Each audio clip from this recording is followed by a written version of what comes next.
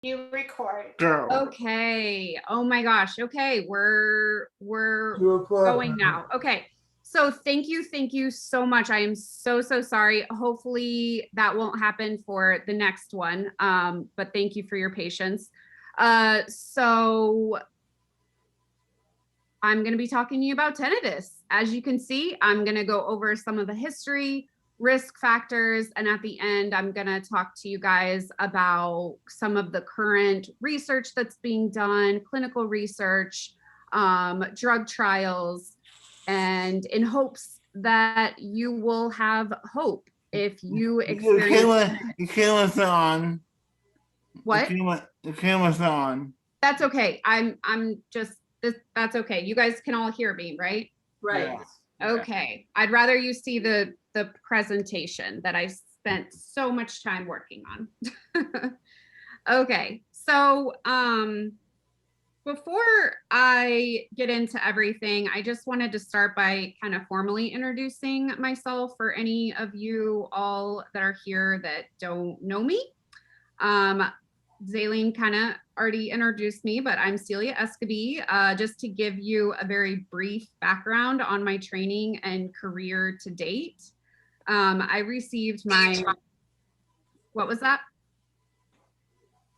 Oh, I received my undergraduate degree from the University of South Florida, where I also then continued on to complete my clinical doctorate.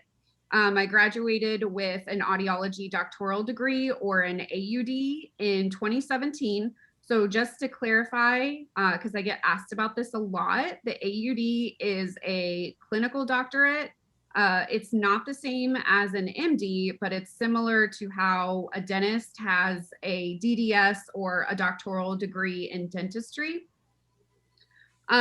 So I received most of my clinical training within the VA system, and I did my year of clinical residency at the Bay Pines VA in St. Pete, Florida, which is actually one of, if not the largest veteran hospital in the country.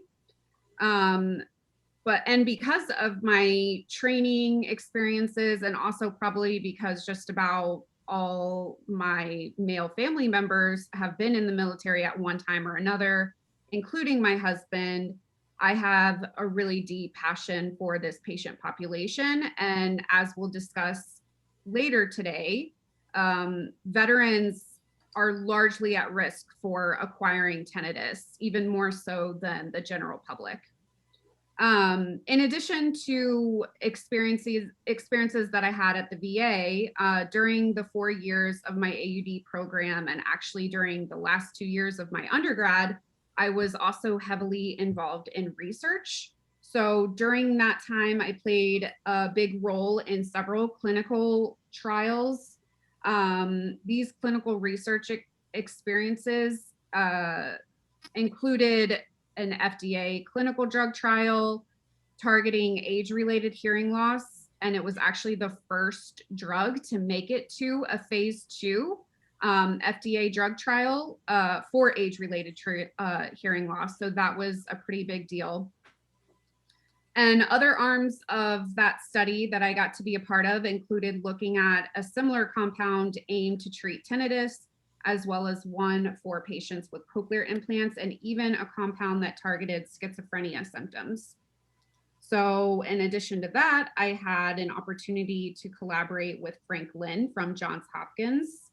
And we investigated a possible relationship between hearing loss and cognitive decline. And that is still actively taking place. It is the first study to really look at the relationship between these two. So it was very exciting to be a part of that. I also collaborated on projects where I performed extensive audiological diagnostic testing on patients with diabetes and Friedreich's ataxia.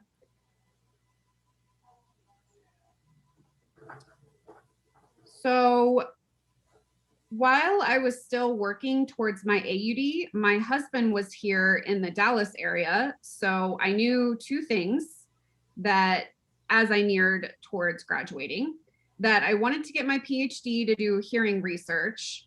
so a research doctorate in addition to my clinical doctorate. And I knew that I had to relocate to Texas. So luckily for me, Dallas has the #2 audiology program actually in the country. And it's also one of the few programs to also offer a PhD in hearing science. So I was really fortunate that this is where I was forced to come, not to mention meeting all of you and being part of CBT. So after coming to town for a tour of UTD's facilities, and I met with some of the faculty there, I then applied to the program, and thankfully I was not only accepted, but I was also offered full funding to just be a student. So shortly after I graduated, May 2017 with my AUD, I relocated to the Dallas area and I started my PhD at UTD that fall. While working on the PhD, I also simultaneously took classes for a master's in neuroscience, which I just recently completed.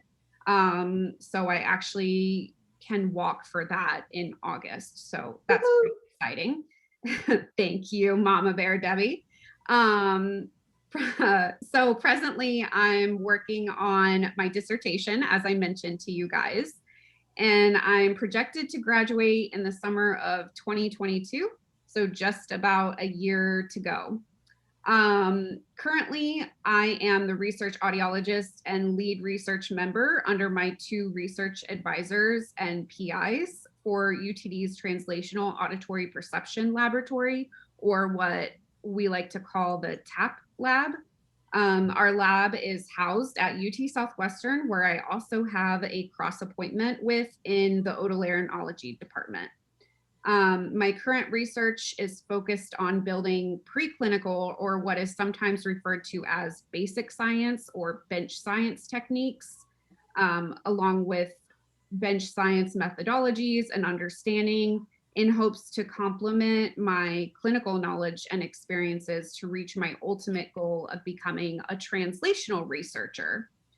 So traditionally, researchers kind of stay on one side of that spectrum or the other. They're usually either doing like basic science or they do clinical science. And with that, there's quite a gap. So I won't get, that could be a whole talk in itself, but that gap is kind of why there's a lack of more efficacious pharmacological or treatments for tinnitus and hearing loss. So any type of drugs that do make it to those phase 1, phase 2 clinical drug trials, they really don't make it past that because there's just this gap in the field's understanding between the two sides. So I would like to help fill in that gap. Yeah, so kind of the bench to bedside, if you will. So my dissertation work consists of testing hearing in chinchillas using behavioral and physiological methodologies before and after administration of carboplatin, which is an anti-cancer drug that has strong ototoxic effects and is known to selectively destroy inner hair cells within that species. So I won't get too much into the weeds of that, but it's a lot of jargon there. Super exciting if you're ever interested in hearing more about that. Yeah. But with the work we do, some of these things are damaging to the auditory system and actually cause hearing loss and or tinnitus. So that's why we can't do them with human participants. Outside of my current dissertation work, other research topics that I am most interested in include auditory cognitive neuroscience, speech perception deficits in difficult listening environments. I'm especially passionate about age-related hearing loss and potential relationship to cognitive decline. And I'm also interested in pursuing tinnitus research and preclinical and clinical drug trials investigating potential pharmacological interventions and preventions, because as of now, there are none for tinnitus or hearing loss. So enough about all of that. You guys probably know me more on a personal basis. So that just gives you a little background on, all my schools, my knowledge. But I did want to bring up a point because I did mention that I work with chinchillas, and if you guys do know me on a personal in a personal basis, I'm a super big animal lover. So I just because I'm so sensitive to that, I just want to make it a point that I mentioned I work with animals. I just want to make it clear that they're they're treated with kindness, respect, and animals are extremely valuable to what we do because they often experience the world with in very similar ways to humans, and sometimes we think human experiences are unique, and in some ways they are, but in other ways you may be surprised to learn that a lot of things that you would think are so complex that they couldn't possibly be studied in animals ends up not being true. Tinnitus is not just a human problem, but has also been shown to occur in other species. So my research mentor, Dr. Edward Lobrinas, was actually the first to develop an animal model of tinnitus in, I think, 2003. And he is a leading investigator for tinnitus research. So the reason why an animal model or animal models are so important is that it actually demonstrates scientifically that the phenomenon of tinnitus has a biological and a neurophysiological underpinning, and it can be, because it can be experienced in other species, that goes far beyond a patient just imagining that they are hearing something. Especially within the VA, because veterans get a compensation for having tinnitus, and it's not something that you can readily see or objectively test. There's this side where people would just say it's something that you're imagining, just don't listen to it. And that's really insensitive and not helpful at all for our patients, to tell them to just not listen to the tinnitus, because it's, like I said, the fact that animals experience it as well. It is a true neurophysiological mechanism that's happening in the brain. And they're not just imagining it. So, Celia, yeah. how would he know that an animal was experiencing tinnitus? Would it be with audio evoked responses? Nope. So that's I kind of had a feeling someone was going to ask me that. It's a very so what we do is we train the animal to respond to a sound, but once they're trained to do that, what we do then is we do what's called like a gap detection test, and where they're no longer actually responding to hearing the sound, but then they're responding to hearing the quiet gap or that pause within the sound. So we play a tone like beep, beep, and then they have to respond when they hear that quiet in between the two beeps. And if they have tinnitus, they don't necessarily hear that gap because the tinnitus is masking the quietness. And without getting really into the weeds, that's kind of like the simplicity of it, is basically if they have tinnitus, they don't hear that gap. Okay. Thank you. I was wondering if audio evoked responses could also be used for it. It can't. Well, we can look at brain imaging, but not necessarily auditory evoked responses for that. We do look at auditory evoked potentials for other things, but not necessarily tinnitus. Celia, Yeah. I'm Herb Shafter. I don't think we've met yet. Is tinnitus continuous or intermittent? We are going to get into that. That is, Okay. I'm just about to get there. I promise. It's not going to be all jargon, I promise. So how have we gotten to where we are today with tinnitus? This quote, the sound sensation without a sound stimulation, a phantom sound sensation. This quote, ironically, attempts to define tinnitus. And I added in this quote, and I like it because it's actually so bad. Sadly, it's from a real research paper that they were advised not to include in the paper, and they sadly still did. But what's funny about this line is that it's so circular and really ends up not explaining anything at all. And that's kind of the major problem with tinnitus, especially for our patients, is there tends to be a lack of effective communication about tinnitus in a way that people can readily understand it. So what is it that we're actually talking about when we refer to tinnitus, and how can we come up with some effective solutions? So tinnitus, which is also pronounced as tinnitus, both pronunciations are correct, by the way, just to clarify. Tinnitus is defined as the perception of sound when no actual external noise is present.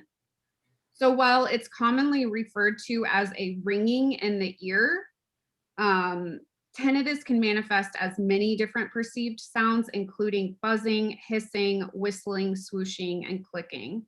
And the sound can actually feel like it's coming from your ears or even inside your head. Tinnitus can be both an acute or temporary condition, or it can occur intermittently, or it can be chronic, ongoing, and consistent issue. So symptoms range from bothersome to debilitating, making everyone's tinnitus different. And in most cases, the cause remains unknown because this, along with the wide range of symptoms among patients, it's really difficult to effectively treat. But importantly, tinnitus in and of itself is not a disease. Rather, it is a symptom of some other underlying health condition. So tinnitus is commonly linked to colds, ear infections, high blood pressure, head and neck injuries, jaw problems like TMJ abnormalities, stress, migraines, diabetes, fibromyalgia, allergies, low vitamin levels, hormonal changes, and autoimmune disorders like lupus and rheumatoid arthritis. Or it can have causes that aren't due to an underlying disease per se, but it results due to another issue or occurrence, such as having whiplash, presence of impacted cerumen, which just means you have too much earwax in your ear. It can also just be a side of medication. Yeah. In most cases, though, tinnitus is a symptom that there's something wrong in the auditory system, which includes the ear, the auditory nerve that connects the inner ear to the brain, and the parts of the brain that process sound. So we typically refer to that as the central auditory nervous system. So other slides in the future of the PowerPoint, you might hear me refer to it as that. I just mean the part of the brain that deals with sound. But it's often associated with hearing loss, specifically age-related hearing loss and noise-induced hearing loss, which I'll go into a little bit more detail later. So in general, there are two types of tinnitus. One type is objective tinnitus. Objective tinnitus is created by an anatomical pathology or problem with a bodily function. This type of tinnitus is an actual real sound that's being generated by your body, and it's not necessarily a phantom sound.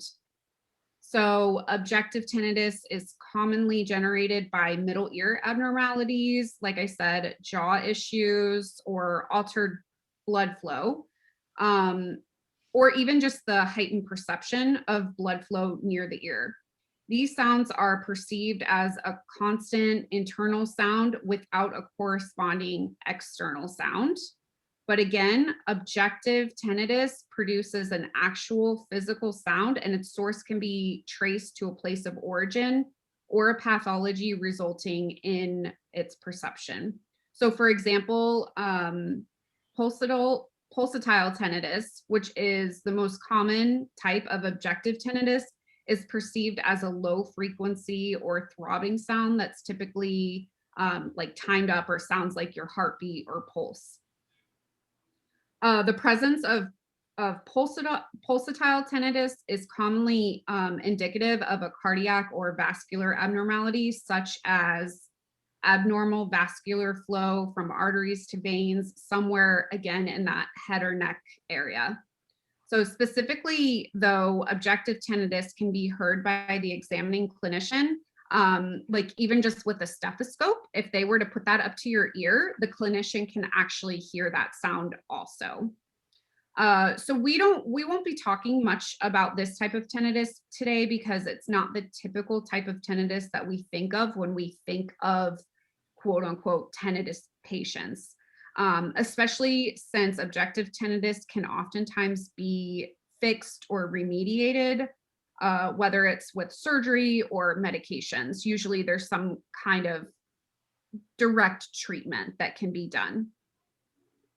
So what we will be talking about more is the more common subjective type of tinnitus. This is the perception of a sound that is perceived the same way as an external sound, but there is no external sound and no source of sound generation, even internally. No generation of sound can be identified. And the only person that can hear this is the person that's reporting it.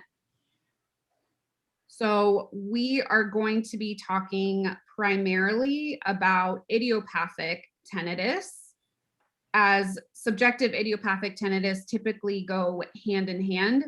So most people are bothered by tinnitus have already gone to see their PCP, an audiologist, and or an ENT, and or even a neurologist. And usually they've been medically cleared, as in there's nothing that can be identified to be causing their tinnitus.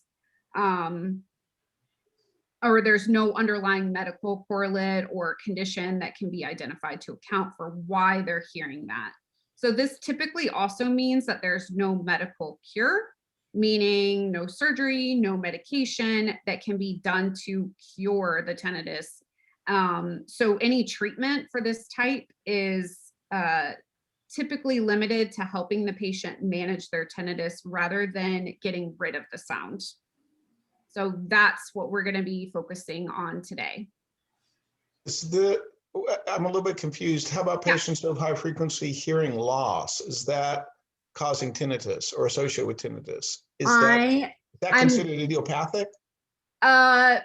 We will get into that. I'm going to talk a whole section on just tinnitus that's related to hearing loss, but it's still kind of under that idiopathic umbrella. Yes, because even though I'll get into this, but even though it's related to the hearing loss or it's comorbid with hearing loss, we don't know the cause. The hearing loss itself is not the cause of the tinnitus, which I'll explain more in a little bit. So if you were to do a simple Google search about tinnitus and its prevalence, there's a lot of layman statements out there that would say tinnitus is new and it's only become prevalent with the start of listening to loud music and kids having headphones in all day. And while that all shouldn't necessarily be miscounted, I think one of the most interesting things about tinnitus is how long it's actually been around. And in giving lectures on this topic, I always like to start with the background and history of tinnitus because I just think it's really interesting and it's unique, I guess. So tinnitus is not new. In fact, people have been aware of it for thousands of years. Actually, ancient Egyptians actually termed this sensation as the ear being bewitched. And they even came up with a number of potential therapies to relieve them of their annoying sounds. Most of their treatments consisted of oils and herbs that were poured into the ear, and some of them were exotic combinations of oils, frankincense, tree trap, and other things that they found that they thought could be used as pharmacological interventions for tinnitus.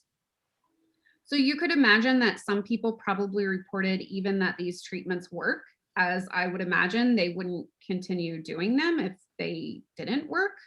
But these treatments were likely not effective for other patients or for everyone, as is true still today.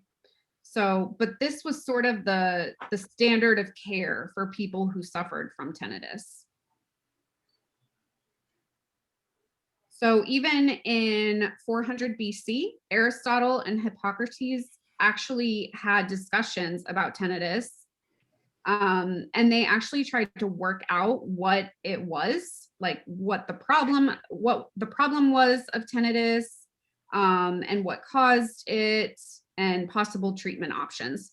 So this whole idea, again, that tinnitus is relatively new or post the Industrial Revolution, or that it came about around the 1950s with the onset of people listening to loud music, it's not true, given the thousands of years of documentation that we have on tinnitus. But the most notable idea here from this slide is that here we are in 400 BC, and they realized that they could mask their tinnitus by using one sound to drive out another sound. Now, this time they thought that it was a physical sound being generated and that there was something present inside your ear as the sound source. And if you put another sound into the ear, then it would physically push that sound out, resulting in the reduction of your tinnitus. So this obviously isn't the case, but they were on the right track in using what today we call tinnitus masking or sound therapy. And in fact, over 2,000 years later, we're still using these techniques that originated in 400 BC, with sound therapy being actually one of the most effective treatment options that there is. So I was really excited. This is actually a slide that I include with these other slides. I've never given a talk on tinnitus though to, you know, a group of Jews. So I was like really excited to talk about this with you guys, because I thought some of you, at least John, I know John would find this interesting. But I don't normally go into this much detail on this slide, but for you guys, I'm going to. So as I'm sure many of you know, ancient Hebrews had more than a passing knowledge of anatomy. And John, you probably know way more about this slide than I do, so feel free to correct me or interject. But you know, just the fact that our ancient text has instructions for methods of sacrifice, and you know, poetry where the names of organs and limbs are used metaphorically, that just shows that they actually knew these things, or they had some kind of understanding of all of this, right? I find it interesting though to note that the Bible has distinctive nomenclature for parts of the body and types of illness, like a medical encyclopedia.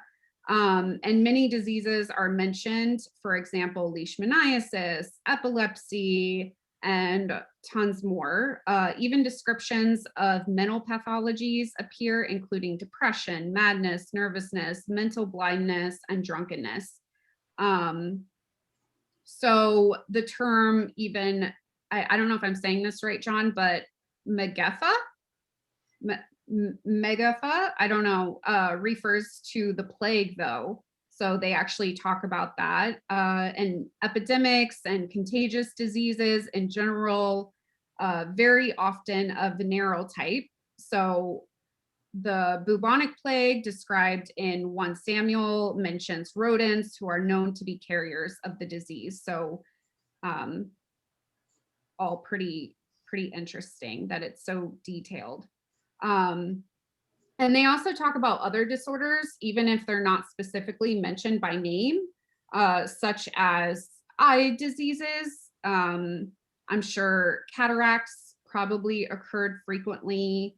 as in when they say, now the eyes of Jacob were dim for age so that he could not see. So the fact that they said dimness of sight rather than blindness indicates the presence of cataracts, or that they know that there's a difference there, you know? So the Talmud even has statements dedicated to tinnitus. They referred to it as the curse of Titus, and it was described as a buzzing noise in their brain. So they had remedies and treatments that they performed based on scientific rationale and did not involve incantations or magic, which was pretty unique, that they didn't do, you know, these magical healings as was common during that time. So even medicinal therapies mentioned in the Christian New Testament is almost entirely some sort of miraculous cure using prayer and mystic formulas. But by contrast, the attitude of Jewish scholars at the time and those of the Talmud is generally a scientific one, which I think is pretty cool. Jewish biblical therapeutics discussed in the Talmud consisted of washing, the use of oils, balsams, and bandages for wounds and bone fractures. And they even knew a lot about like prophylactic measures, like hygienic, you know, cleanliness and all of that stuff. So that's just kind of a little side note off of our little tinnitus talk, because I just find that stuff really interesting. But with that, ancient Hebrews were also clever enough to think of using sound therapy to treat tinnitus. They found that the perception of tinnitus could be suppressed by walking or relaxing, by flowing water, or listening to surrounding sounds that mask their tinnitus, similar to what we just discussed in the last slide. But they found that this could aid in habituation, which is the idea that listening to other background sounds consistently, like the sound of flowing water, can actually lead your brain to treat tinnitus as a less important sound that should be ignored. So another example of how sound therapy has been around for thousands of years. Nothing to add there, John? I did okay? Yeah, very good. Yeah, very interesting. I'm going to have to look up that part about the Babylonian Talmud. Yeah. When the Talmud's saying something, there's usually something deep about what they're, you know, probably getting at something that has some. I'm sure it goes way deeper. Yeah. It's just a simple slide that I usually talk about with students when I go over all this history. But I'm sure there's a lot more to it that I don't know about that isn't talked about in tinnitus history. Does the sound therapy help only while you're listening to the sound? Sometimes it can, other times. We can talk, we're going to talk a little bit more about that too. Okay. So you can see though, basically ancient cultures across the world have documented the presence of tinnitus. Mesopotamians documented 3 types of tinnitus: singing, speaking, and whispering, and they were also active in pharmacological treatments. So they actually created tablets or capsules out of clay, and these tablets contained a number of different compounds like opium and any other ingredients that they thought might help them manage their tinnitus. Other treatments they tried included doing chants that were dedicated to the god of water and praying for him to relieve their patients of tinnitus. And then in ancient China, they believed that the perception of tinnitus was due to an imbalance between the yin and the yang. And the yin represented support, structure, and constitution, and the yang represented changing, adaptation, and movement. And things that were either nutritional or meditative or other strategies similar to that were done to reduce your tinnitus, which again, these meditative strategies are still used today to help patients manage their tinnitus. Perhaps some of the most interesting approaches, though, for relief at this time came from East India. Annamite tribes, I think that's how you pronounce that, thought that tinnitus was due to their ear being inhabited by small animals, and that it was caused by these animals actually engaging in fights with other small animals that also lived within your ear. Or if those small animals in your ear were upset by foreign bodies, you could get tinnitus. So their main strategy to relieve this was fumigation of the ear to drive out these small animals. In ancient Rome, they went a little further and actually differentiated their tinnitus. And this is actually where the name tinnitus originated. But they differentiated that depending on where they thought it was originating from. If they thought it originated from the head, then they had one strategy for treatment. If they thought it was being generated by or in the ear, then they had a different set of therapeutic interventions. Then in the 14th century, though, medieval Welsh medicine, they would attempt to treat tinnitus by taking a loaf of fresh bread from the oven and cutting it into two and applying each half to each ear while the bread was still hot, or as hot as possible, to actually cause them to sweat within their ear. And then they would say some prayers and hope that this was going to heal their tinnitus. This method is actually very similar to something that's still practiced today called ear candling, which, side note, I will take it as a personal favor for none of you here listening to this to ever perform ear candling. Don't do it. Not only does it do absolutely nothing, but it can actually be pretty dangerous. So yeah, don't do that.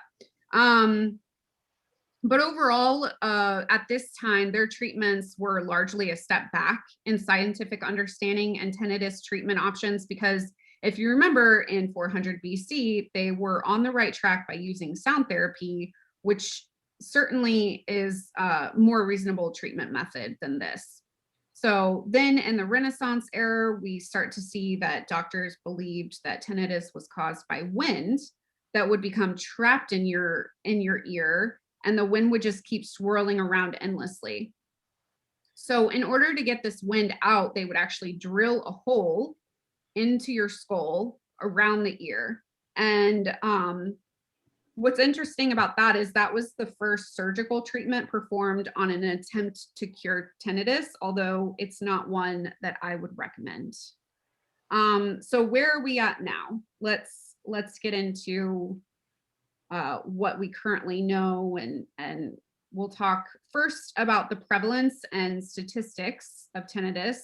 So as a majority of people aren't actually aware of how prevalent or how many individuals are affected by tinnitus, and most don't realize how severe the symptoms can be for some people. Tinnitus for many can actually alter a person's quality of life. I personally, as a clinician, have experienced many patients coming in to see me that were suicidal or couldn't work, couldn't perform daily activities. It was truly debilitating for them. So overall, though, it's estimated that approximately 80% of adults in the US will experience tinnitus at some point in their lives. So to answer a previous question, tinnitus can come and go. It can be chronic or only temporary, but tinnitus can't be cured. But that doesn't mean your tinnitus may never subside. It isn't always a long-term symptom, and in some cases, it can actually go away on its own. A patient may perceive phantom sounds for a while, but then it disappears before coming back, or it may never really return. It's all different. So people often experience temporary tinnitus as the result of a one-time exposure to loud noise. So for example, if you ever attended a loud concert, you may hear a high-pitched ringing that goes away within a few hours. Additionally, tinnitus is prone to flare-ups. So many people will say it comes and goes, or they have periods where it's worse, and sometimes it's less bothersome. So with that, like if someone has chronic tinnitus, but it's there all the time, pretty much, it can though be kind of exacerbated if you're in, say, you go to a concert and then the next day you're experiencing really bothersome tinnitus. So there are a large number of factors that will influence how long your tinnitus will last, including the primary cause of it and your general hearing health. So most tinnitus doesn't require medical treatment, but you should see a doctor, just FYI, if it occurs with other symptoms, especially, for example, if all of a sudden you start experiencing vertigo, that's a sign you should see a doctor. Or if it's only present in one ear, or if it's pulsatile, which we talked about. If it sounds like your heartbeat, if the onset is sudden, or if it suddenly changes in volume or the duration that you're perceiving it in, I would recommend you go seek help, just so that, if anything else, they just medically clear you, but always check if you fall into any of those categories. But you should also see an audiologist if the sound is affecting your quality of life. So nearly 15% of the general public, or over 50 million Americans, experience some form of tinnitus. That translates to roughly 1 out of every 6 people perceive phantom ringing in your ears. So making it one of the most common health conditions in the US, and even across the world, an estimated 1 out of every 22 people suffer from tinnitus.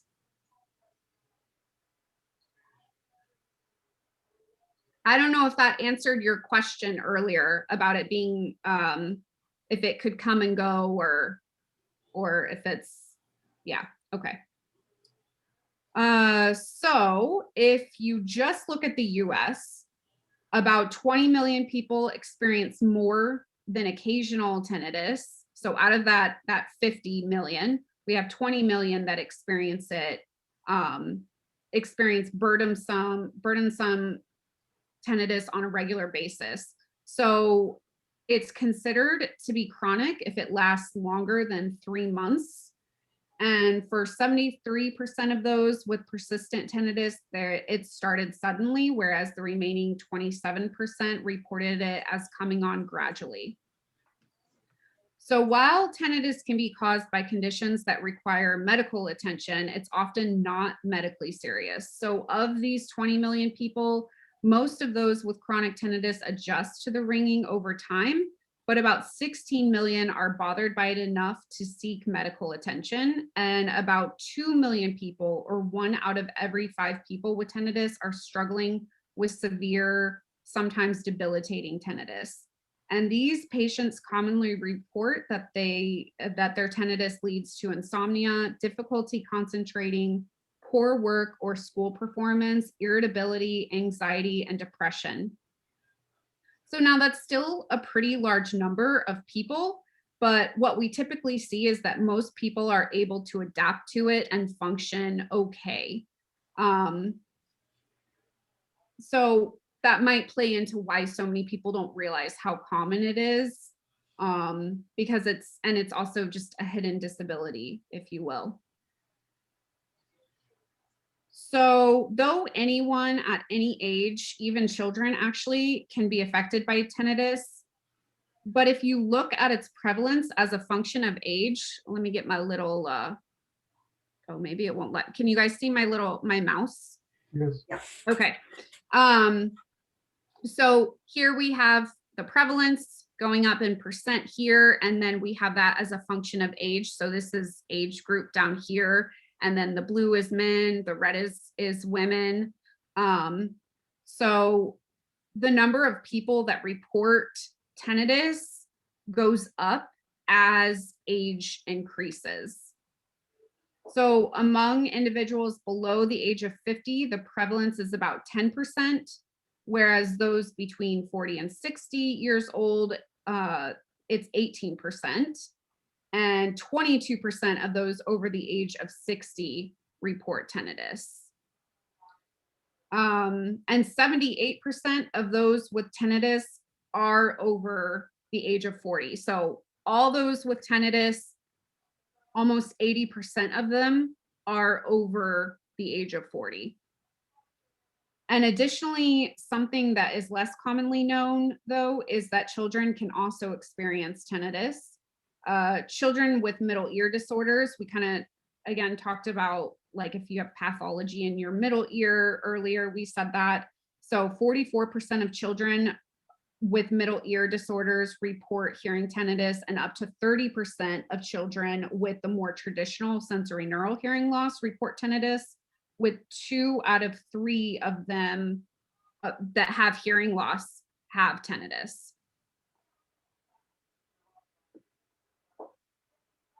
So though there's no single cause of tinnitus, we kind of have been talking about that along the way. There are several risk factors or factors that result in a higher likelihood that you may acquire tinnitus. But the strongest prediction of developing tinnitus is age and history of noise exposure, which is why, we have more men usually that have tinnitus, is because they're also more likely to be exposed to noise. So 90% of those with tinnitus also have hearing loss. This hopefully should answer your question, John. Tinnitus and hearing loss are strongly correlated, but a quick, very important clarification or reminder here is that correlation does not equal causation. So just because the presence of tinnitus is correlated or associated with also having a hearing loss, that doesn't mean that the tinnitus is caused by a hearing loss. That's an important distinction, because while most people with tinnitus have hearing loss, most people with hearing loss do not have tinnitus. But would it be accurate to say that the tinnitus is probably caused by the same thing that caused the hearing loss? There's something that caused hearing loss that's also causing tinnitus, is what I'm trying to say. Like, it's since noise-related hearing loss is associated with tinnitus, is it not true that there's something about the noise that causes the noise trauma that leads? So, but again, the two would be correlated, but the one doesn't cause the other. So well, hearing, I would say, I'm wondering, I think I hear you saying that the hearing loss itself isn't causing the tinnitus, but what I'm asking, isn't it usually true, or perhaps that whatever caused the hearing loss, that trauma also caused some damage, which leads to tinnitus? I mean, that's the thought. Yeah. But we still to this day don't know. Like, we can't say that scientifically. There is no, because it's so variable across people. And we can't scientifically, like, we can't pinpoint the site of lesion. We can't say that. So they're correlated, but that's honestly as far as it can go, like as what we can say about it. Wow. So, a lot of layman journals or articles usually do state that tinnitus is caused by hearing loss. So that's a really large kind of misconception, but the two are only associated with one another, and hearing loss has not been shown to actually cause tinnitus. So hearing loss results, kind of what you're saying though, is it results in a lot of anatomical and neurological changes. And in some people, these changes can also include the emergence of tinnitus. So they're certainly related, but to date, there's no clear evidence on how or if hearing loss directly causes tinnitus. And the same thing can be said in terms of age. So the prevalence of tinnitus increases, like I said, as age increases, but not all seniors experience tinnitus. So I guess you could say that there's a lot of people who have hearing loss that don't have tinnitus, and no one knows exactly why some people with hearing loss have Right. tinnitus and some people with hearing loss Exactly. don't have tinnitus. And that's why we can't say that hearing loss causes tinnitus, because then everyone with hearing loss, or even if you just looked at people with noise induced hearing loss, say, not everyone with noise induced hearing loss has tinnitus. So that's why we can't make that. That's too big of a leap there. We can't make that connection. Okay. So I'm kind of going into that a little bit more. Hearing loss doesn't cause tinnitus, but the two do have a strong relationship. So with scientific studies, we repeatedly see that there is a relationship between the two. The relationship, it's common for actually the perceived pitch of your tinnitus. So that pitch or the frequency that you hear your tinnitus, it's actually related to kind of where you may have hearing loss. So to kind of explain that a little bit better, let me just do like a quick run through of explaining what this is here. This is what we call the audiogram. So we have, this is how we chart people's hearing or their hearing loss or hearing change. So we have hearing level on this side. So this goes from really, really soft sounds to really loud sounds. And then up here, we have frequencies or pitch. So those really low, boomy, bassy sounds to the really high Tweety bird sounds. So if you were to draw a line right here at 20, anything on or above that line is what we consider normal hearing. Anything below that 20 dB line is what we call hearing change or hearing loss. So usually, sometimes these are color coded, but they're kind of overlapping here. So if you can tell, there are circles and X's. So the circles are your right ear and the X's are your left ear. But we test your thresholds at each of these frequencies. And then that's where, so just the softest sound that you can just barely hear, that's how we determine how your hearing is. Well, what this audiogram shows here, this little, see how we kind of have just like this little notch? We actually call that, we call that a noise notch. This is a very like textbook noise notch. So you have normal hearing, and then around that 4,000 hertz point, you have a dip, and then it usually comes back up. Not to get too go too far into this, but that's because the shape of your ear canal, your pinna, the outside of your ear where you like hang your pretty earrings, the shape of your pinna actually funnels in sound and adds a boost of amplification to the pitches in this region, which is typically a good thing because this is also kind of where a lot of our speech sounds are. So it's amplifying some of those sounds that we want to hear, but unfortunately it's also amplifying noise and sounds that we don't want to hear. What, John? No, I was saying that it's fascinating that the shape of the pinna Yeah, is designed. I mean, I never considered that possibility to it give does. you the pitches that you hear that you are most common in speech, etc. Yep. Yeah. So the reason why though we get this noise notch is because people that are commonly often exposed to noise exposure, their pinna is, I keep doing that. Their pinna is also amplifying those sounds. And that's why we see this little noise notch here.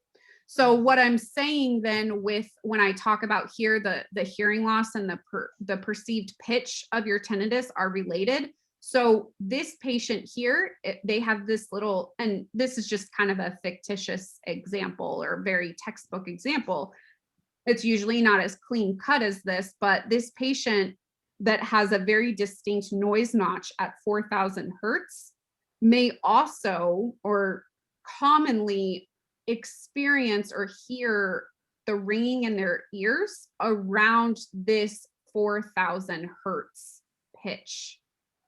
So that's why, you know, it's just something, again, there's a relationship there. It's something that the two are related. If you have a very distinct noise notch, you may or you may not have tinnitus that falls in that hearing loss region. Again, it's not always the case, and it's just a relationship. Again, we can't say that one causes the other. But yeah, so people that have noise-induced hearing loss with a noise notch around that 4,000 are more likely to report that. And then also veterans who have higher rates of tinnitus than the general public, as I mentioned earlier,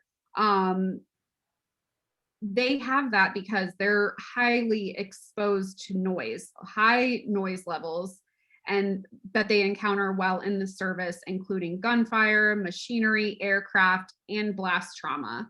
So actually, research out of the Walter Reed National Military Medical Center, they found that out of military personnel that were exposed to blast trauma, just about half of them, so 49%, or half of these soldiers experienced chronic tinnitus. So tinnitus is actually the #1 disability among veterans, and it's the highest compensated service-related condition. So I don't know how familiar all of you are with, you know, how the VA works, but if you have what is called a service-related condition, you are then compensated. Even after you've retired, you're compensated for that condition the rest of your life.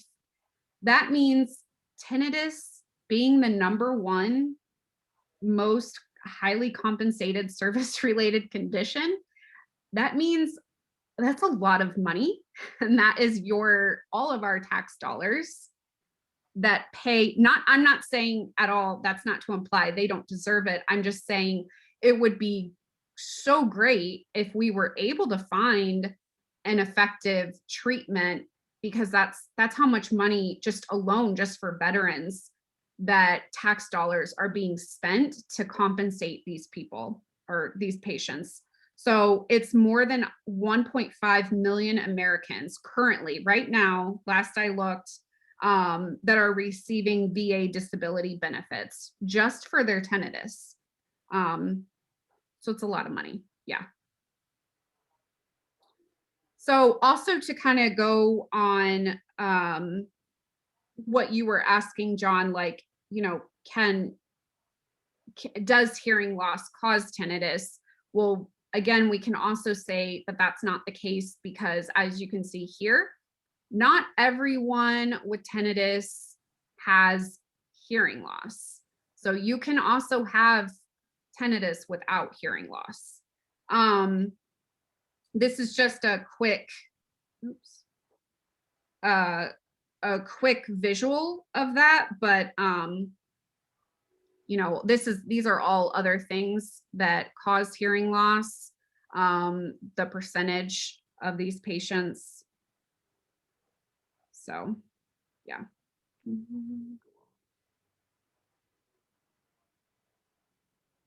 Sorry, my computer is like giving me a notification. Trying to get out of it. Okay.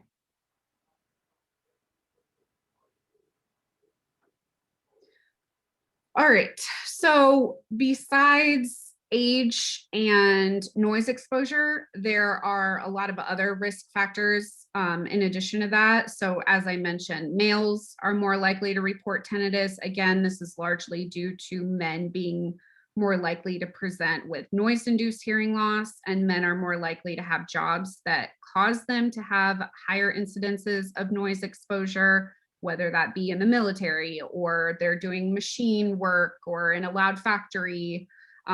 It's just highly men. But there is sort of a flip-flop as of this if you keep following the population as they age. If you look at cohorts that are over 80 years of age, what happens is there's actually more women reporting tinnitus than men. We don't exactly know why it flips, but just a little side note there. So other factors that increase the possibility of experiencing tinnitus is exposure to ototoxic drugs or drugs that damage the ear. And I kind of mentioned this a little bit earlier, but there are a lot of drugs that can cause hearing loss and or tinnitus. So some may result in temporary, some result in permanent. Some of these, though, include aminoglycoside antibiotics. There's actually other countries where people can get these really powerful antibiotics over the counter without a prescription. And what we see, specifically patients from Asia that have a history of antibiotic use, they have a lot of hearing loss and tinnitus. And then anti-cancer or chemotherapy drugs. Unfortunately, a lot of the platinum-based compounds such as cisplatin, carboplatin, and a lot of others too that are used to manage cancer often cause hearing loss and or tinnitus. Additionally, some antidepressant medications can result in tinnitus, which is especially confusing as when we get into kind of treatments in a minute. Some antidepressants are actually used to manage tinnitus symptoms. So again, this is why it's really just, we can't pinpoint a cause, and we also can't pinpoint a treatment either, because an antidepressant medication for one person may actually cause tinnitus, and for another, it may relieve them of tinnitus. So very, very confusing. Additionally, even diuretics and Tylenol can cause tinnitus. Thankfully, most of the time, any tinnitus that's caused by these drugs are only temporary, and it typically resolves in a few days to a few weeks after you stop taking the drug. If you look beyond hearing loss and age, as I mentioned earlier, again, head and neck trauma, or even other things like TMJ pathology, those are all known risk factors, along with cardiovascular issues. So genetics, what about genetics? Well, if your grandfather has tinnitus, are you going to get tinnitus? If you look at sibling studies, if your brother has tinnitus, then there is a twofold risk that you'll also have tinnitus. However, age and history of noise exposure are still a much stronger prediction of developing it. So even though genetics can be a factor, it's a pretty small factor, as even in studies done in Europe looking at twins, they actually found no evidence of genetics contributing to acquiring chronic tinnitus. Though another study did find a small relationship, but that was only in women. And the problem with that study was that participants were, the women were over 70 years old. So now you're confounding age effects, as the prevalence of tinnitus could be potentially explained just by age. As we mentioned, that's the biggest factor, right? So yeah, not a big thing to be really contributed there. So many people believe that tinnitus is only within the brain. So one thing that, and this, I won't go like too deep into this, but they've done studies where people in the past, this was like a long time ago, but people actually went and had their auditory nerve cut because their tinnitus was so bothersome and so debilitated that they elected to have their auditory nerve cut. So they're deaf now, and also that's a pretty extreme surgery in your brain. So, and those patients, some of them still had tinnitus. So that's why there's this argument, is tinnitus in the brain? Is it in the ear? And maybe it's both. And again, maybe it's different for all patients. The problem is that it's really not clear. the goal of cutting the auditory nerve was to kind of decouple it from the brain, but some people still experienced it. So I always kind of would talk to patients about this and kind of give the analogy. Have you guys ever heard of like the phantom limb phenomenon? Yeah, so it's kind of, at least I think it's kind of an analogy similar to that. So if you had a lot of pain in your left arm, or you had some kind of disorder there, and then they actually had to remove your arm, even after your left arm has been removed, you still feel that phantom pain, even though your arm isn't even there anymore. So it's kind of that same idea, is that we can cut that auditory nerve, but your brain is still producing it or is still perceiving it, even though basically that ear is no longer there. So just kind of an interesting tidbit there. So which kind of goes into, we target the response when we are treating people with tinnitus. When we talked about the prevalence of those 20 million people that have chronic tinnitus, most of them can adapt pretty well. And others, about 2 million are really debilitated by it. The fact that it's so variable there, there's no treatment to actually get rid of the tinnitus itself. So we normally target the reaction to your tinnitus, to treat the reaction to it, or help you just manage with what you're experiencing. So I'm not going to get too deep into kind of the brain and all of that, but I did put this up there. Uh-oh.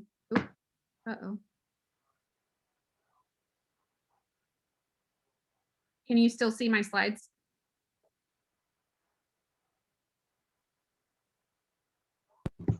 Yes. Okay, I don't know what just happened. Uh-oh. That was the last slide. Huh? That was the last slide. That was the last one. It's because my husband started calling me, and then my phone rang and my computer picked it up, and yeah. Okay, but I'll just try to, yeah.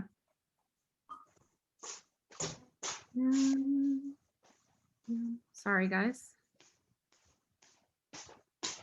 Okay, good now? Yeah. Okay.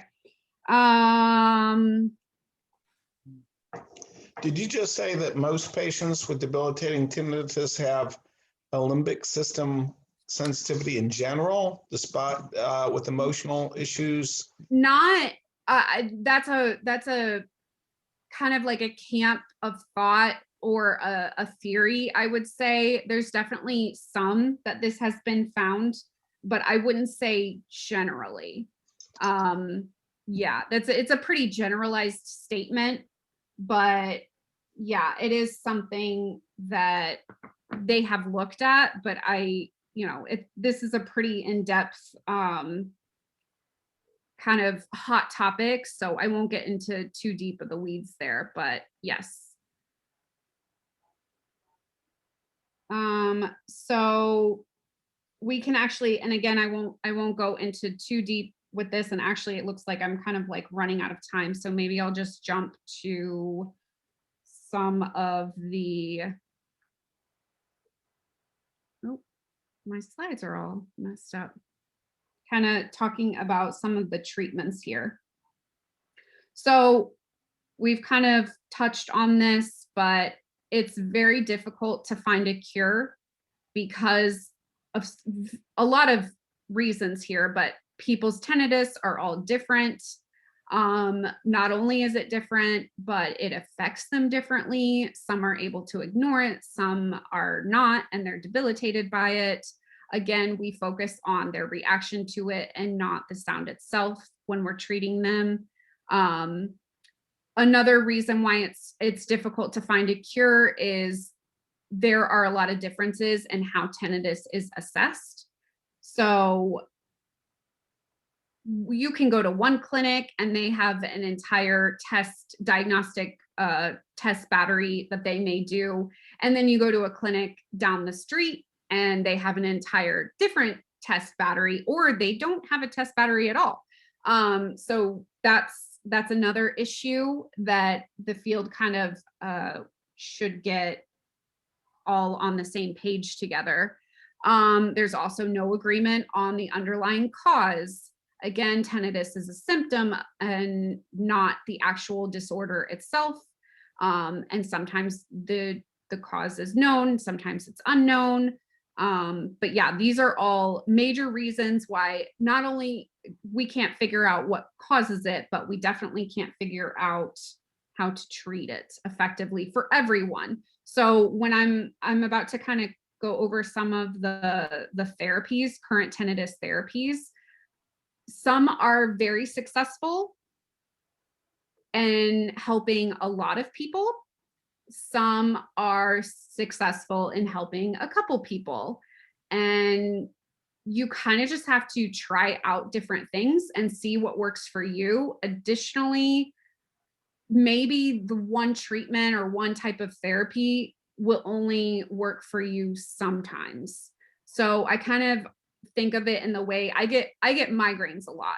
So if I was to go to the doctor about my migraine, there are so many things that can cause people to get headaches or migraines. And across patients, they could all be different. But even within myself, I could have different reasons as to what's causing my current migraine.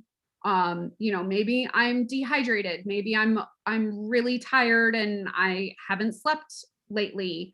Allergies or pressure changes. It could just be my ponytail is too tight, or I don't know. There are so many different things. Or maybe I have a brain tumor. It's so variable, and sometimes I can get relief if I take Tylenol for it. Sometimes it does nothing for me. Sometimes I get relief when I put a cold pack on my head. Sometimes it does nothing for me. So it's very similar and just very complicated. So let's go into some of the therapies that do work. My pictures aren't showing up. Well, that's sad. Okay. So again, when we're talking about current therapies, I'm really just talking about for subjective type of tinnitus here. So remember, there are the two types, objective and subjective. With objective, there are some treatment or medical ways to fix that or correct, but I'm really just referring to, when I talk about treatment, I'm referring to the subjective or idiopathic kind. So off-label drug use refers to any medication that is being used for a purpose other than what it has been approved for by the US FDA. So meaning sometimes a physician, psychiatrist, or neurologist will prescribe a medication, though there are no currently available drugs that cure tinnitus. I mentioned that, but for some, there are off-label drugs that may help reduce the severity of tinnitus symptoms or their complications, like how they feel about it.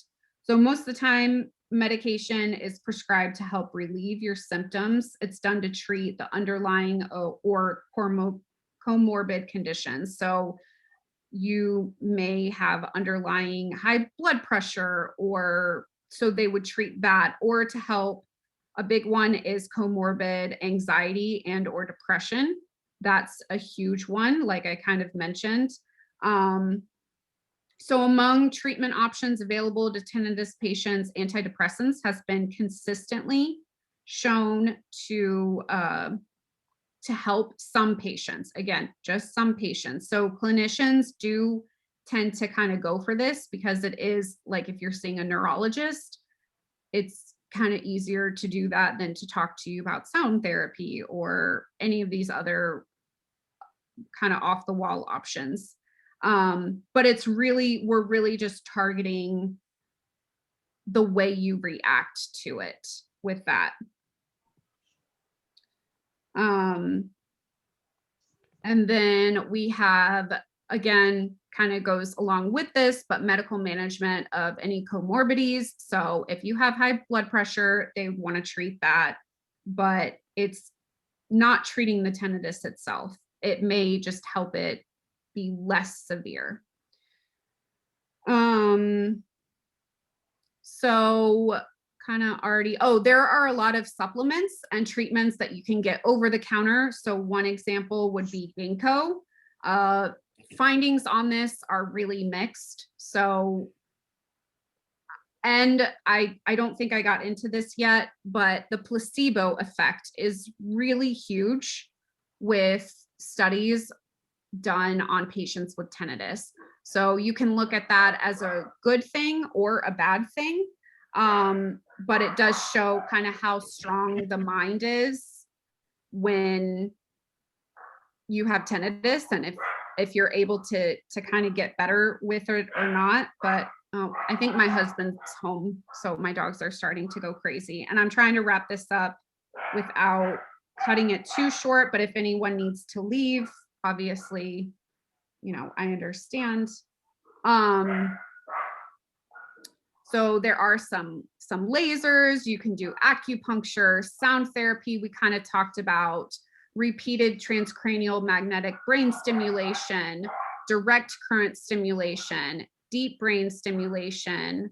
There are invasive and non-invasive options of these. There are my pictures. Vagal nerve stimulation. One thing I really did want to mention, I don't think I have it on this list, but because the relationship is so strong to have hearing loss when you have tinnitus, a really great way to treat the tinnitus is actually fitting patients with hearing aids. So going back to kind of that phantom limb idea, if the auditory system is kind of cut off, like the brain is no longer getting an auditory signal from the external environment, then what sometimes happens is, or at least a camp of thought, is that the brain will start to kind of fill in the silence itself. And it's still working, but it's like overactivated because there's nothing actually there. So basically what the idea is then, if you fit the patient with hearing aids, you're then providing signal to the brain. You're giving the brain something to do. It's, all those pathways, all of the, it knows what to do with that signal. So when you take that away, it doesn't know what to do. But if we give amplification, then it's filling in that quiet, and then your brain no longer feels like it needs to make or generate these phantom sounds. That's kind of the idea. I hope. I feel like I'm starting to ramble now, but would you typically do a hearing aid that amplifies the frequency which the patient perceives as the tinnitus frequency? No. So you would just fit them, like if they have hearing loss, you would just fitting them with hearing aids as a treatment for their hearing loss actually is very useful and very effective as a treatment to get rid of or kind of lessen the perception of tinnitus, because you're just providing an external sound now to the brain, whereas it was attenuated before. Yeah, I just wonder about hearing aids that amplify a specific frequency. I don't know if those even exist. Like if you hear 4,000 hertz ringing all the time. No, so what a lot of the really like good hearing aids that are out there that are available do, if you were to come see me as your audiologist, I would fit your hearing loss, but then hearing aids have an additional component that it could be a tinnitus program that I give you. And when your tinnitus is bothering you, you can turn that program on, and it can be anything like kind of fractal tones, which sound like wind chimes, or it can be a white noise, or there are a lot of different types of sound therapy that it can provide. And the hearing aid can give you amplification in addition to that program with the tinnitus sound therapy. So if you had your tinnitus program on, you could have it with or without amplification. So you could hear these little fractal tones very softly, kind of in the background, that would help kind of mask your tinnitus.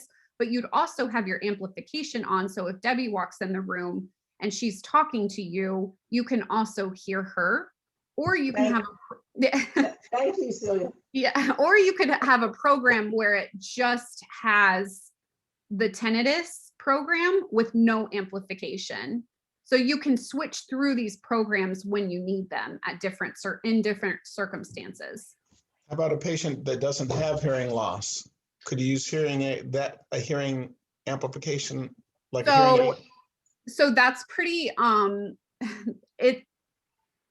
there are two different ways of thinking about that. I say yes. When I worked at the VA, there were several patients that we saw that did not have hearing loss, but their tinnitus was bothersome enough, and they were young. Like this one guy in general that I always remember, he was very young. He had just gotten out. He was going to college. He was using his VA benefits to get a degree, and it was really affecting how he heard in class. So even though he had normal hearing, the tinnitus was causing it to kind of overlap with the speech signal, like when you're listening to the teacher. So we did give him a set of hearing aids, and he was really happy with it. And he felt that it benefited him a lot. He no longer heard the tinnitus, or he could at least hear the speech signal much clearer and more loudly over his tinnitus.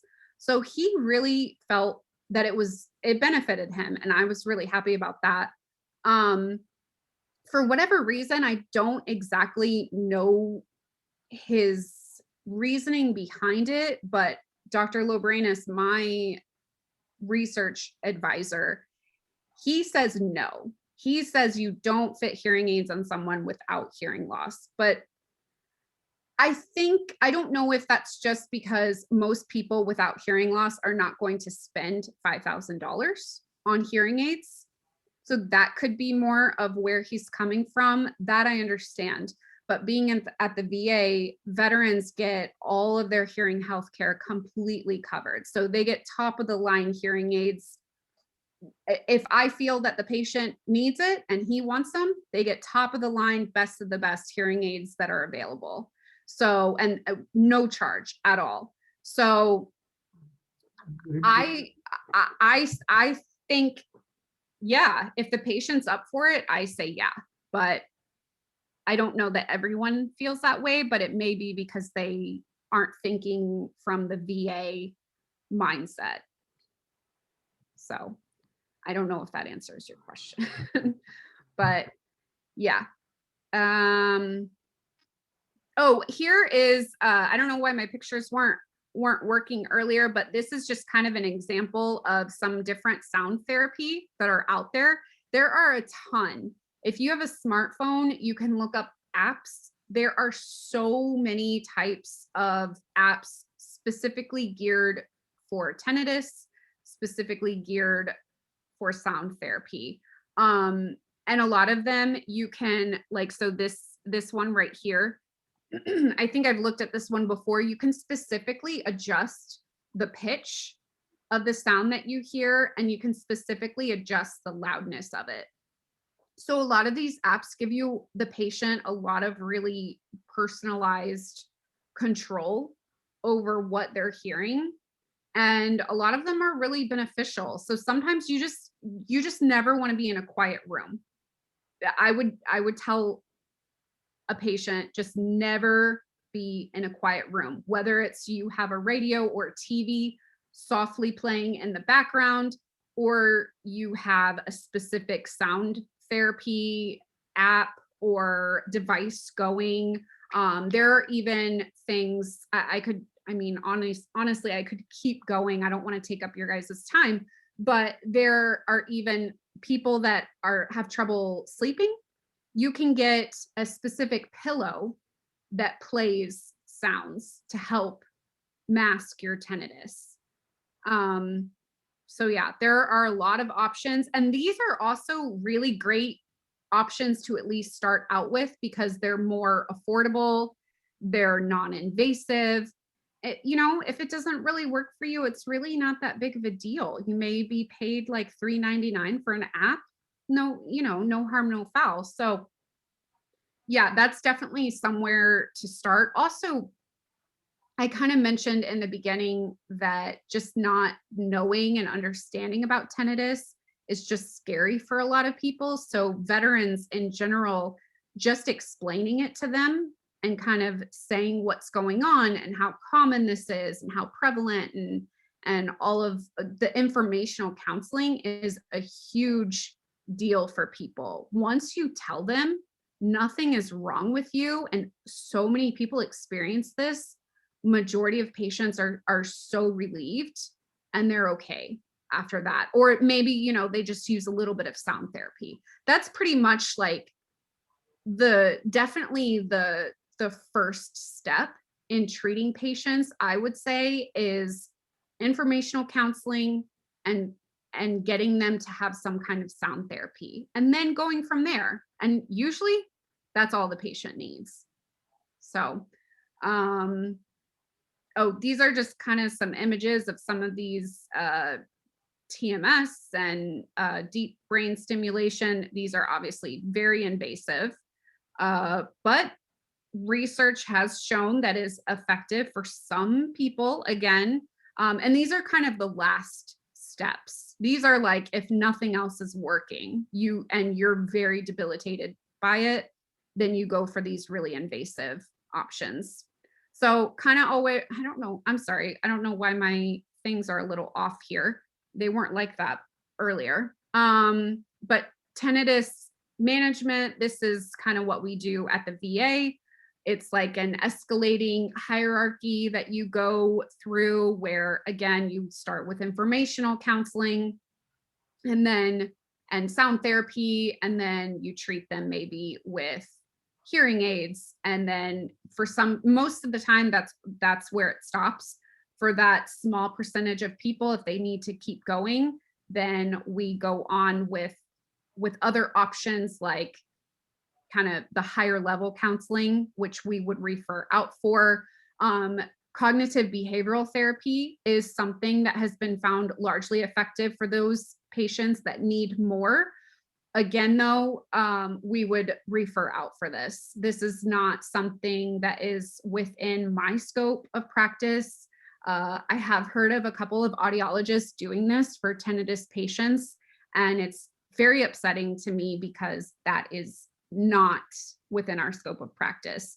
So just like I wouldn't want any of you to go to, Costco to get your hearing aids because they are probably just a hearing aid salesperson and not an audiologist, I would ask that you don't go to an audiologist for something that you should see a psychiatrist or psychologist for. So, but yeah, that's pretty much it. These are just going more deep into kind of the sound therapy background, but I can share this PowerPoint with you. And then these are just kind of summary of everything we just talked about. Send me the complete link.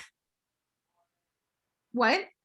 Send me the actual send me the,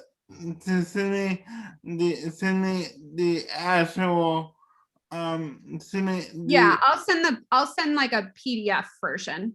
So, but yeah, I hope that a lot of what I kind of went into today made a little bit more sense. I hope it gave you hope if you're experiencing debilitating tinnitus or you know someone that has really bothersome tinnitus.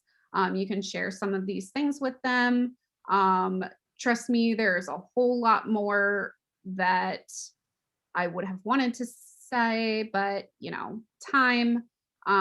Does anyone have any questions though? You know, what I just went over in the last like hour is an entire class, basically like a whole semester's worth of class that AUD students take. And you guys just got a crash course. So yeah, I hope it made somewhat sense though, without me jumping back and forth too much, because it is a lot of information to cover in 1 hour. Very good job. It was very interesting. I was just wondering, well, like on those off-label therapies, I guess, I mean, there's so many to choose from. It just makes you wonder. It sounds like the really main ways to go are with the sound therapies and the hearing and maybe the hearing aids. It's definitely should be your first stop.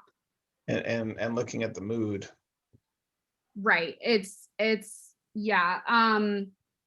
You know, just going to see an audiologist. Well, first, you know, if it's pulsatile or in one ear, making sure that you get medical clearance, that there's nothing else major going on that can or should be treated first. But then after that, just going to see an audiologist, maybe one that specializes in tinnitus treatment, and they can give you some really great, or, you know, if any of you guys are going through this and need to talk more, I'm happy to help also. And just talking more about actually some of the sound therapy that's available and starting there. For people that definitely have more of the depression and anxiety, even for patients that I see in the clinic, I still will do all of the things that I would do for other patients, but I definitely push them to see a psychiatrist or a psychologist. They definitely need some other things that I am not able to help with. Well, Celia, you have just presented such a myriad and vast amounts of information. Taking this in is a real challenge for those of us who don't know anything. It's a lot of Starting at point zero. information. Yeah, I probably could have spread it out and just talked about tinnitus over the two events. Because it's well, a no, lot of no. information. I think the information that you shared is very valuable. And for those who deal with this issue, it's really helpful and allows people to pursue further understanding. And tell us what we can expect next time. Good question. So I think when I had asked at the last inclusion meeting what everyone wanted to hear, definitely tinnitus was overwhelmingly like first vote. But the second one, I remember people mentioning kind of hearing amplification options, or, you know, whether it's hearing aids or FM devices. So I had that on my radar to do for the second one. However, in starting to think about that more, if it's okay with anyone that would be attending, I would prefer to first talk about kind of the basics and foundation of hearing and hearing loss, because then, you know, I know we're having an inclusion meeting. I'd be happy to sign up for more of these events.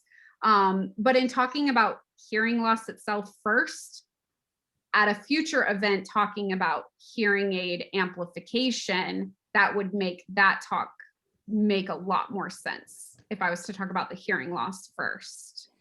It does make sense. Well, on behalf of, I think, everybody, we really appreciate all your hard work, especially at this busy time for you when you're preparing to defend yourself.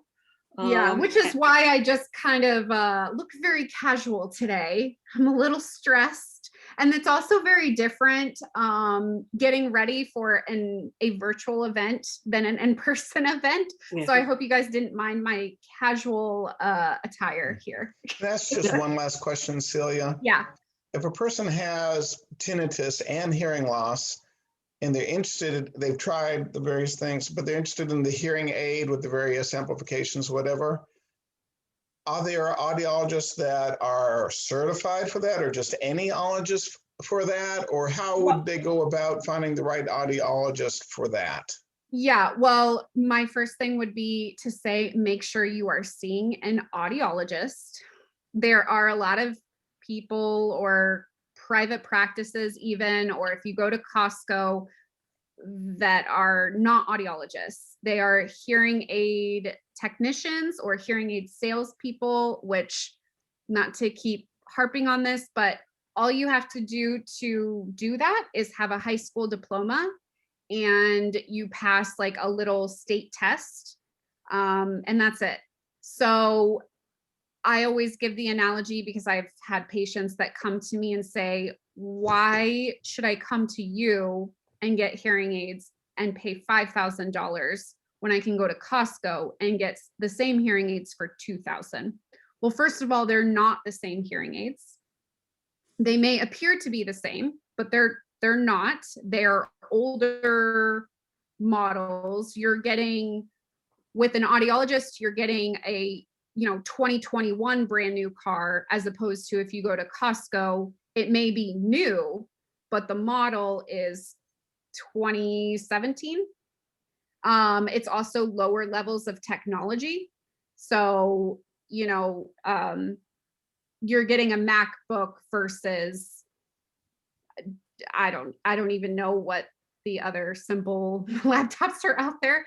And then even if the technology was the same, I give the analogy, well, you can buy a Ferrari, but if you don't know how to drive a stick, what good is it? The audiologist knows how to drive and work a Ferrari. The hearing aid tech may be able to do simple things with the device, but if you have a more complicated case, or even if you don't have a more complicated case, they really are limited in what they know what to do with that technology, and what they know what to do with you as a patient, and all the other things. So there really is a big difference. But yes, outside of that, any audiologist can fit hearing aids. However, there are some audiologists that specialize in tinnitus. So it's not necessarily the hearing aid or how they fit the hearing aid is different, but they have more experience with patients with tinnitus, and they have more tools in their toolbox. But there's no specific certification for that. There is actually I'm actually in the process of getting it. It's a special certification that just requires, like, you took a test and you passed and you specialize in this. But even audiologists that don't have that may still be really great at helping those with tinnitus, because they see a lot of patients with tinnitus. So. And we have scheduled the next session for the end of May, when Celia is breathing again. And and It's I May 26th. May 26th. Thank you. And so I would hope that any questions you have would be held until the end of May, whether you're coming to that session or not, because Celia will be happy to answer them, but in a time-sensitive way. And thank you very, very much for all your hard work. And the Apple Watch also has the noise. Yes. On the Apple Watch. Yeah, I would say for preventing tinnitus, because obviously I can't say just don't get older, but I can say be careful about being around, being exposed to loud noises. So yes, if you have an Apple Watch, there is actually a feature on there that it warns you if you're in a loud environment and you should wear hearing protection. So yeah, I think your phone does it too now, but you have to have like the feature on. But yeah, if you're in too loud of an area, it will give you like a notification saying like, this is loud, put hearing protection on. So Celia, I have a question for you. yeah. If somebody asks you, does electricity make sound? Is that a sign of tinnitus or not? If I'm sorry, say it. Does electricity make sound? Is that an indication that there's a buzzing in the ear, and the person needs to see an audiologist? Are you saying like you turn something on and then you hear the buzzing? No. Just in a dead room. You go into a room and you hear the electricity. Oh, I see. Sometimes that can just be like even lights in a room can give a really loud buzzing sound. So if it's just in a particular room, I would think it's the room. If it follows you, I would think it's you. Okay. Okay. We're gonna stop now. And we're gonna let Celia go be with her husband and her dogs. And thank you all for joining us. Yes, thank you. Okay. You Bye-bye. guys And can thank you, reach Jacob. out to me if you have further questions. Thank you. No, we will. Thank you. Okay. Celia. Thank you, Celia. Thank you. Thank you, Thanks for Jacob. coming. Bye. Bye-bye. Bye.